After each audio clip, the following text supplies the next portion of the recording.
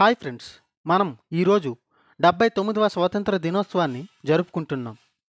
మన చిన్నప్పుడు independence day ఎలా జరుపుకునే వాళ్ళమో గుర్తుకు తెచ్చుకుందామా? మేమైతే ఆగస్టు 15కి వారం ముందు నుండి మాకు స్కూల్లో ఆటల పోటీలు, పాటల పోటీలు పెట్టేవాళ్ళు.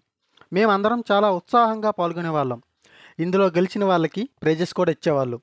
ఆ టైంలో మాకు చిన్న టీ కప్స్, బాక్సెస్ ప్రైజెస్గా ఇచ్చేవాళ్ళు.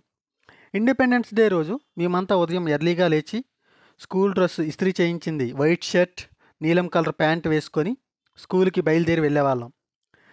స్కూల్ దగ్గరలో ఒక షాప్ దగ్గర 2 రూపీస్ ఇచ్చి జెండా బొమ్మని కొనుక్కొని జోబికి పిన్తో తగిలించుకొని వెళ్ళేవాళ్ళం.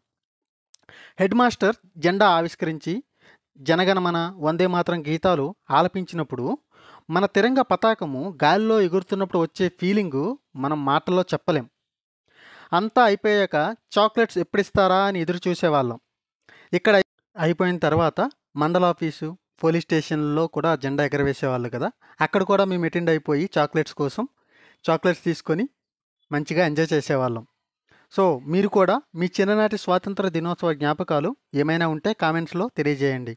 ఈ వీడియో మీకు నచ్చినట్లయితే లైక్, షేర్, సబ్స్క్రైబ్.